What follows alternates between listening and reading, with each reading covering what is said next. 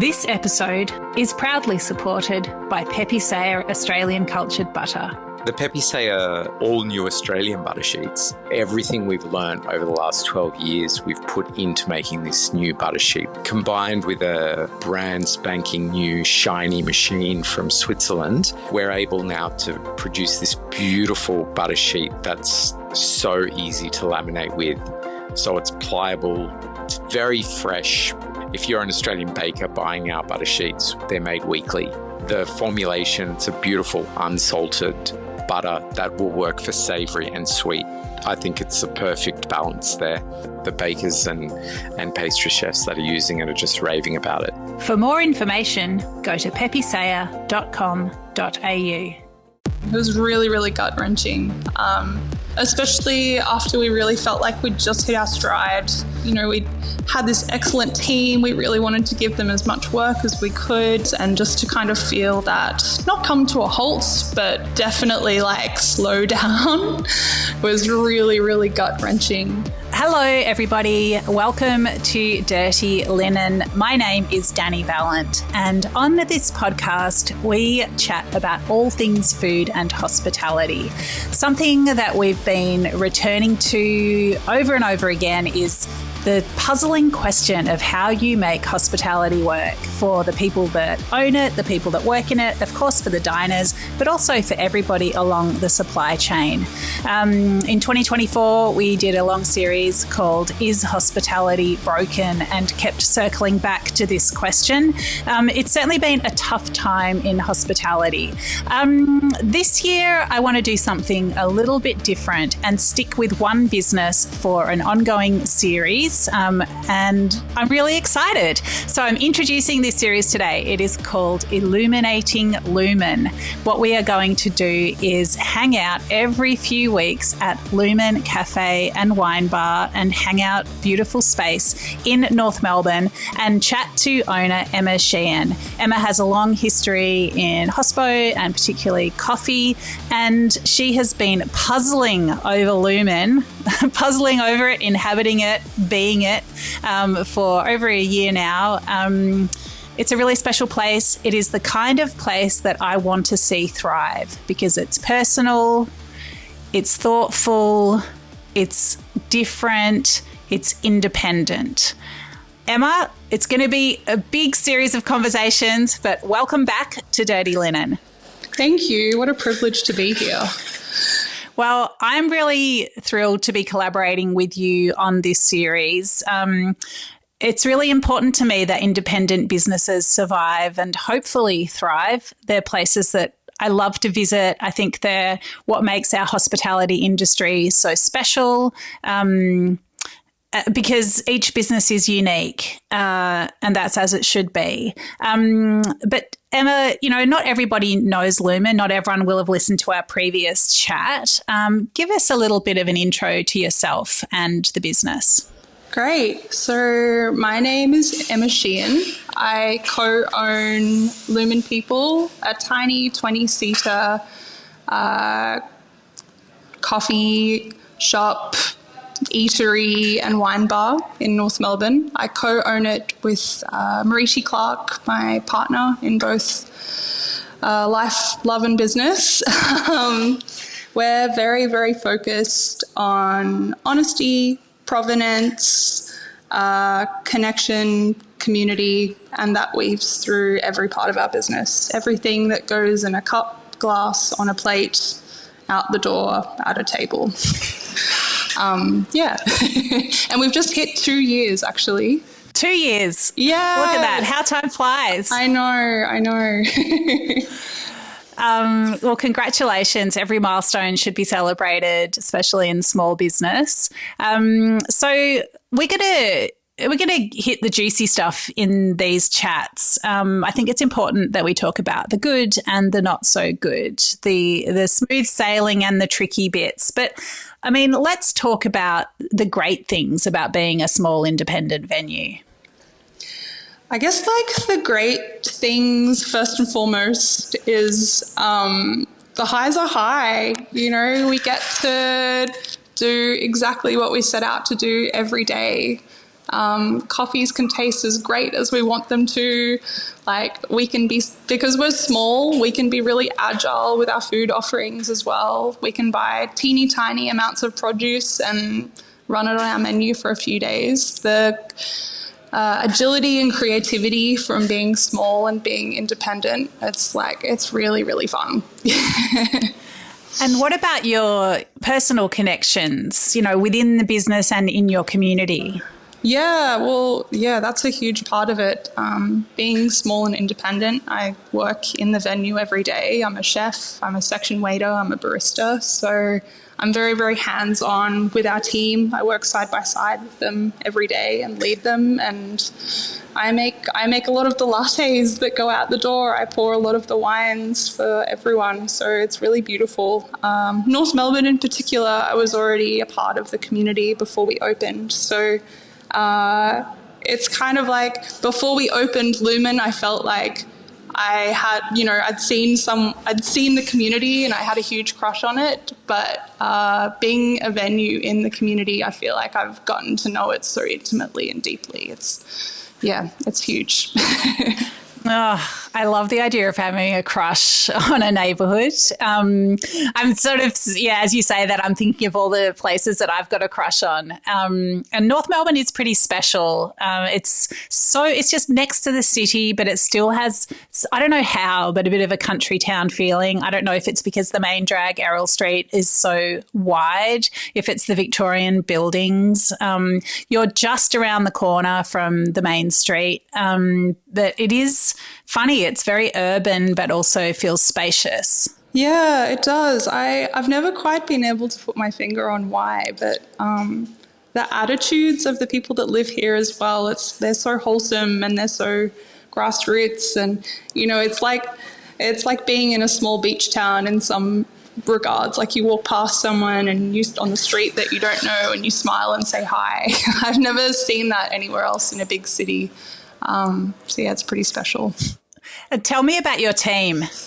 Oh my gosh, they're great. They're so great. They turn up every day and they give their best and they contribute so many things, most of the time well outside of their scope. And it's like genuine, authentic hospitality for them, whether it's making hyper impressive tarts that I never asked for that look stunning, or it's giving recommendations to tourists on where else to eat in the city, or whether it's helping someone get to a tram stop. Our team is exceptional every day. It's like such a privilege to work alongside them.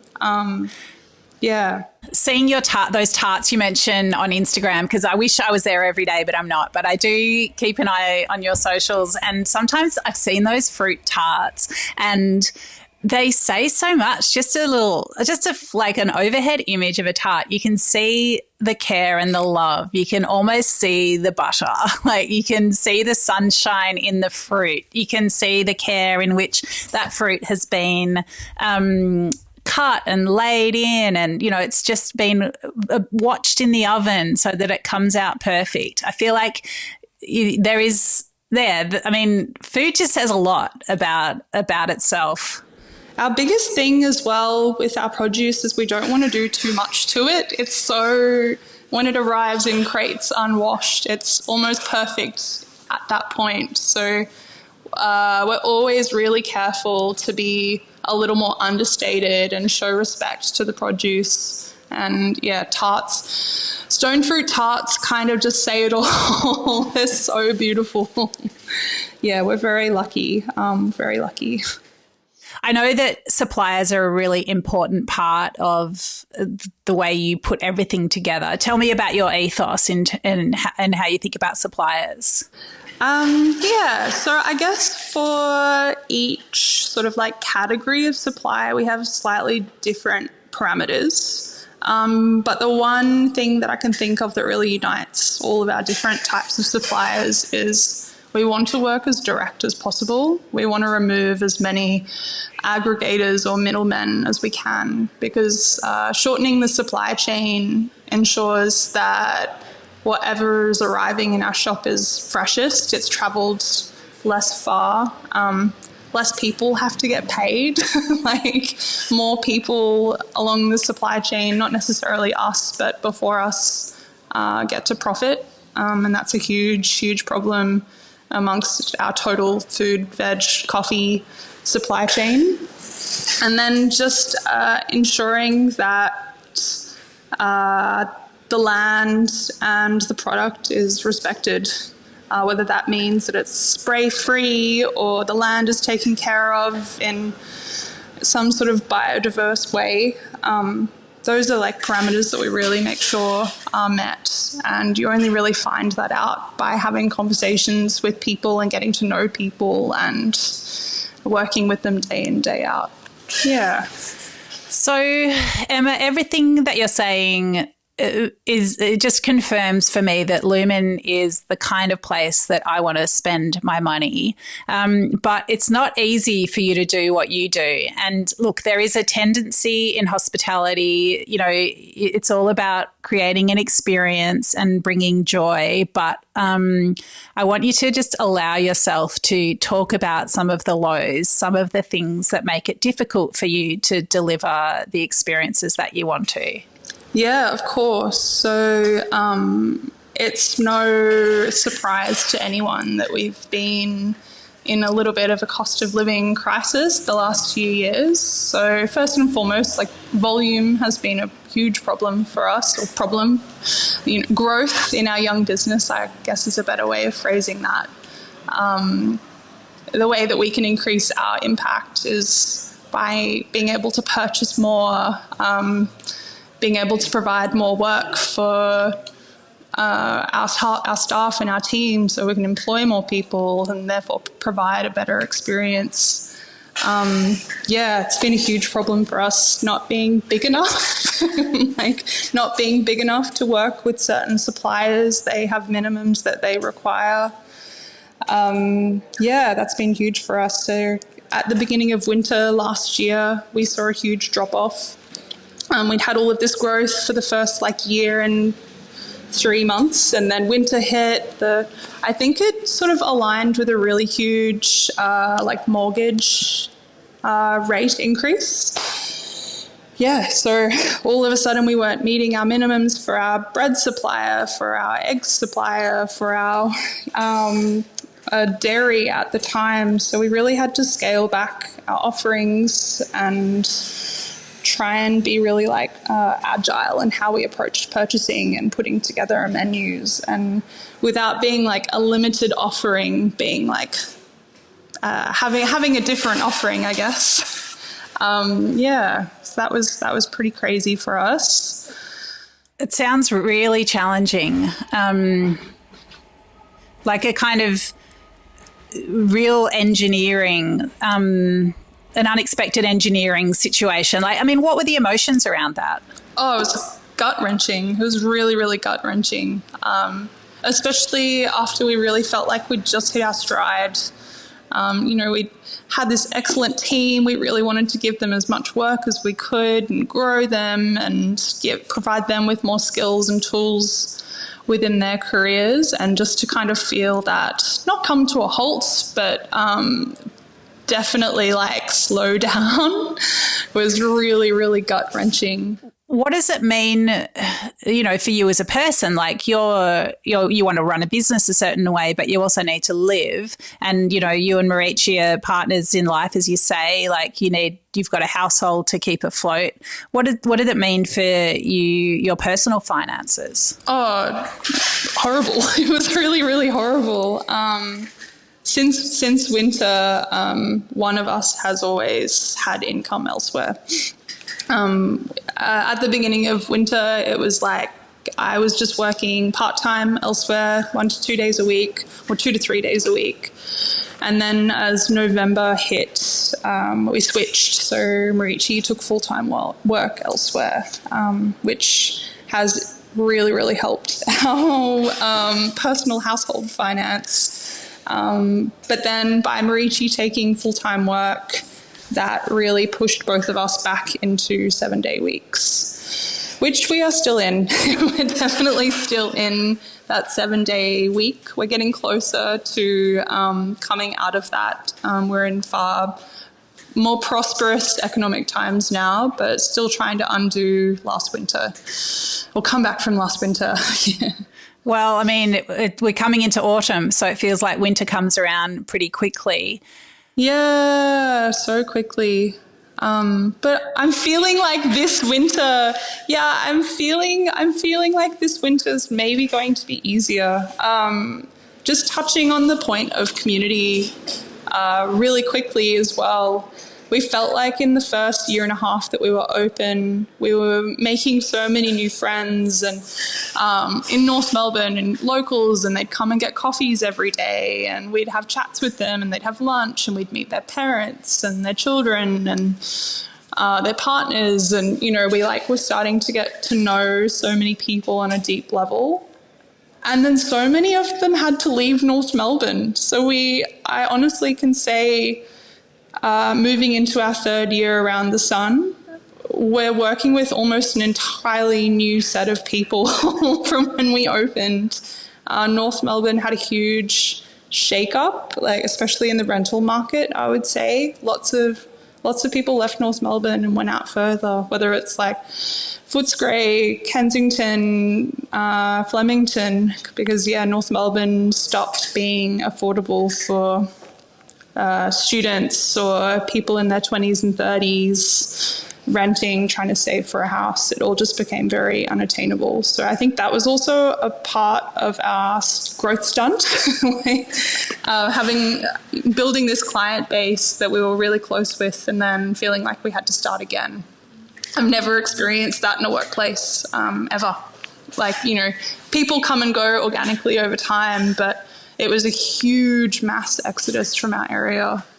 It's a flow on from the rental crisis or the housing crisis in general that I haven't heard expressed so articulately, and that's an impact that I hadn't really thought of. Yeah, it wasn't 2 or 3 people. It was I would say 30 people. It was so wild, yeah. And a lot of those people we see once a month. They come back and have breakfast or pop in for a coffee when they're swinging by. But to lose so many people that were everyday guests, yeah, so impactful. Let's talk about coffee, because that's always, I guess, a bit of a push button issue. We keep, hearing news stories about the price of coffee and, whether that's at source or in the cup. You worked a long time in coffee. Tell us about this landscape from your perspective. Yeah, well, not even specialty coffee in general has been going through a very, very tumultuous period over the last 6 to 12 months at the producer level or at the farming level. There's been a lot of drought for the last 3 or 4 years, both Brazil, Vietnam, some other Colombia, some really massive coffee producing regions, which has meant we've had lower yields. There's been less coffee to go around. And at the same time, coffee consumption has increased dramatically year upon year. It's becoming really popular in all parts of the world, continually becoming more and more popular. So the supply and demand has really not been met. There's been almost 15 years notice of what climate change is going to do to coffee. Coffee has really, really specific parameters that it needs to thrive. It needs to be at a certain altitude, meters above sea level. It needs to be grown in very cooler conditions. So it can only really grow in certain parts of the world. So yeah, it's been crazy. Supply and demand hasn't been met for the last few years, and this has driven the price up a lot, not just in the specialty coffee market, but in the commodity market as well. And because the commodity market has been so not under-resourced, has had such little supply, commodity has bitten into specialty. So now specialty is not got enough. Yeah. So that's kind of the crux of it.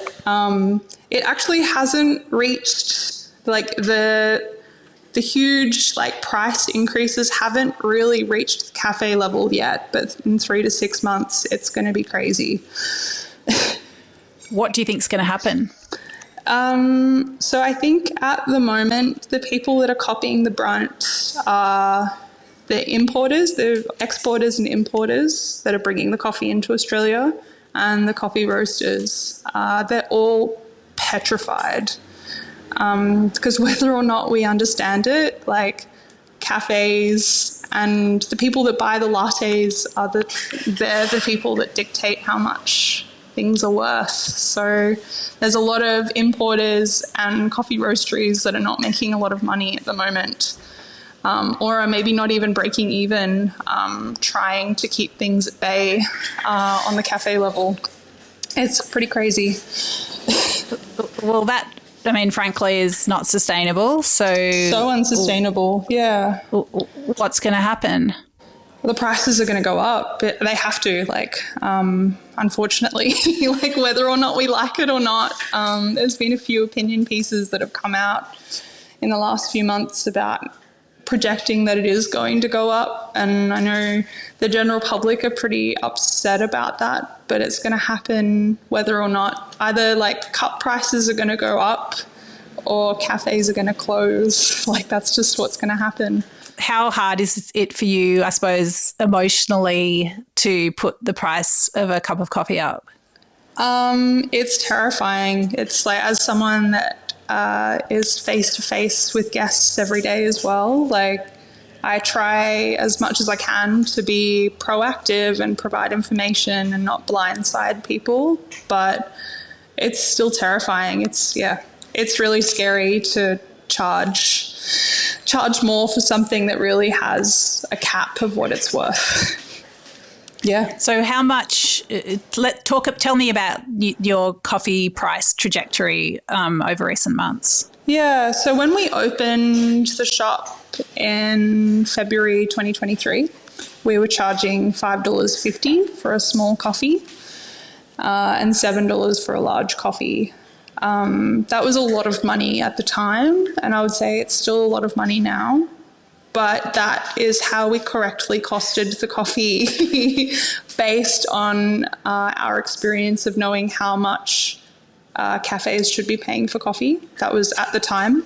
That is like now really outdated data. Now fast forward to 2 years and 3 weeks. We're charging $6 for a cow's milk latte, a small one. Extra if it's a fancy plant milk, and then $7.50 for a larger coffee.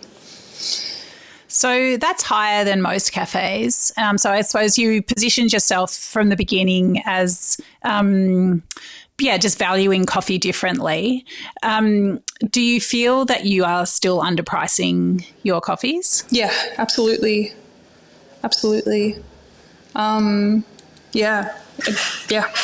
We use like really good organic milk as well to go alongside it. A lot of specialty coffee that really backs coffee really undervalues the milk component. So that's sort of how they offset the coffee price. But we value both the milk component and the coffee component. We want to use the best milk. It's so much of the beverage as well, the fats, the sweetness, the complexity of a good milk really like makes a coffee into like a next level elevated experience, we think. Yeah. Well, I mean, when you think about the dozens of hands that a coffee bean might go through from source to cup, and, you know, how many different processes it goes through, to then just like slosh some bad milk in there just seems just so disrespectful. Yeah, and short-sighted. Yeah, like really Totally. Short-sighted. Considering it's like you have 30 grams of coffee and then you have like 200 grams of milk for a small coffee. That's like pretty crazy ratios. You're drinking a lot of milk for it to not be very good milk or not very good quality. Yeah. Yeah, absolutely. So what do you think you should be charging for a coffee, like if you're pricing it like anything else that you sell? It should be around like that 750, 775, I believe. Because of course, like we're trying to price things taking into account GST, but it's almost like if you cost things like if we included GST, it would be like 775, 780 for a small, and about 850 for a large. Well, as you well know, you do have to charge GST, so it's kind of crazy and unreal to be like trying to like pretend it doesn't exist when you cost it, and then but you've got to like to absorb it. Like, I mean, none of it. It's just a very, I don't know. Even as I'm talking, I can sort of start to sense the sort of mind-bending conversations and equations and wrangling and emotion that you must go through running your beautiful little business in the way that feels right to you. Emma, we're going to keep checking in with you over time, and we'll always talk about coffee. I think we'll always talk about bread. We'll always talk about eggs. We can talk about anything that you want to. But one thing I thought, I know that you've thought about is the media landscape and how it works to market your business in a pretty crowded scenario. Yeah, it's crazy. I guess like we're in a city full of restaurants. We're in a city full of restaurants that are run by people with lots of money as well. I honestly, like previously to Lumen, I've always worked in businesses that are like quite established, especially coffee companies that have been around like 10, 15 years, very established, have voices, have opinions, and sit very nicely within the landscape. But trying to cut through from the beginning and trying to tell a genuine brand story, it's exhausting and horrible, really. I've felt like my experience of working, not necessarily working with media, but trying to be best represented. Yeah, it's exhausting. It's really, really hard. What about you could just get a marketer to do it all for you. How would that sit in your budget? It doesn't sit in the budget. We actually did work with an agency last year, and they were so helpful. And we're still trying to pay it off. Working with an agency, with being at our size and our scale, it was like 15 to 20% of our weekly revenue. And, we have to pay our GST bill, which is also 10%. And, most hospitality at the end of the week, if everything's running really healthy, maybe there's 10% left over once you pay wages and suppliers. So trying to reach out, work with an agency to best represent us. It's money that doesn't exist. It's money that doesn't exist when you care about good agriculture, when you pay your staff properly, when you pay for coffee at a respectful price, when you work with a good dairy. Yeah, it's almost an impossible conversation. But we found after a year and 2 months of trying to be our own PR agency that we just felt like we hadn't got anywhere, and we hadn't told our brand story well enough, and we weren't able to cut through the noise. We did work with an agency, and they did a really, really exceptional job, although there was almost maybe like a disconnect in telling our brand story at times. Having not worked in hospitality themselves, they weren't hospitality people, they were media people. They work with all types of brands that do all sorts of things like fashion and skincare products. So hospitality is quite unique in what it's trying to do. It needs to make money, but I feel like we're very passionate people, and we're not there We're there to like provide an experience and take care of people and nourish people, and it's a little bit more soft touch than a lot of these other industries, I would say.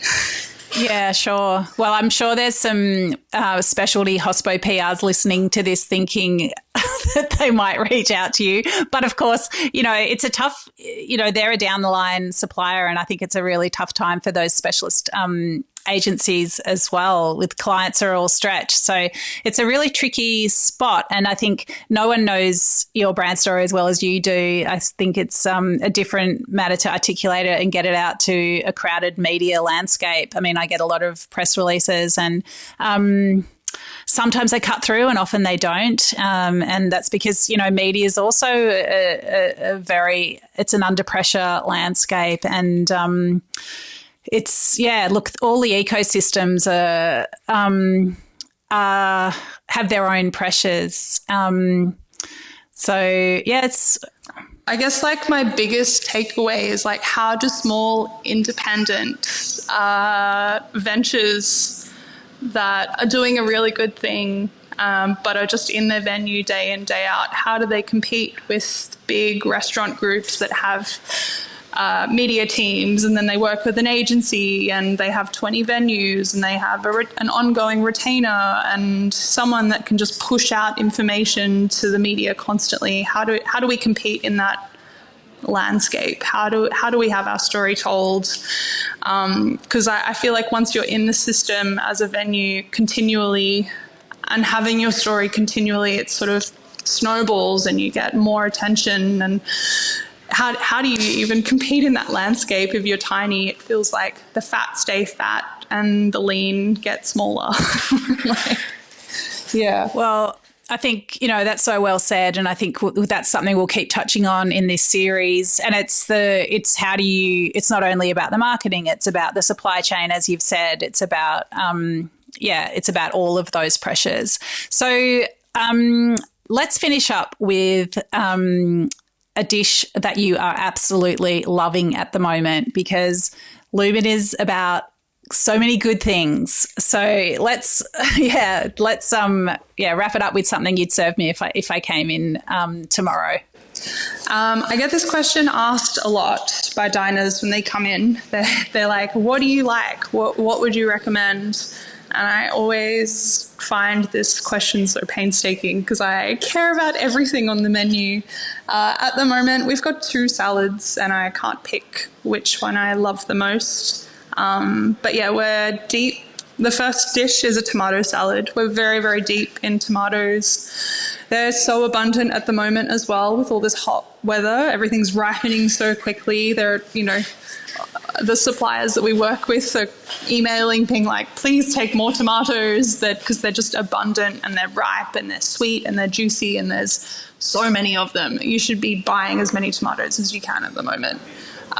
We have a tomato salad. It's really simple. It's just like the best tomatoes that we can get. We're getting them from Chloe and Jared at Dog Creek and from Paul at Days Walk.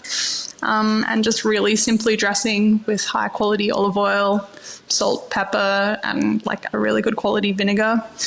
Lots of fresh herbs, some beautiful roasted tropia onions. It's like my favorite thing. I'm eating it like 5 times a week. People are coming and eating it after they've eaten it the first time because they just love the tomatoes. It's really, really popular at the moment. And the second dish that I am just raving about is our purple peach salad. So yummy. I've never seen purple peaches anywhere else other than from Chloe at Somerset. They're really good. We're like tossing them in a little strawberry vinaigrette with like buckwheat and lots of fresh herbs. But yeah, they're just so juicy and sweet and so good with a bit of bread. It's the best. Oh, well, I'm not going to choose between those two. I'm going to have them both. They sound so good and just such platefuls of summer. Absolutely love it. Well, Emma, thank you so much for coming on board to do this series. I really look forward to illuminating Lumen over the weeks and months ahead. We'll stick with you through winter, and we'll hope that it's not as tough as winter 2024.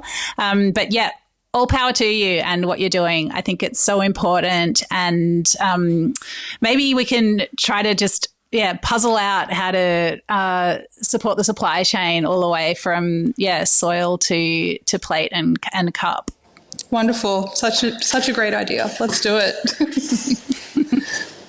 Thanks, Emma. Thank you. Bye, Dani. This is Dirty Linen, and I'm Dani Valent.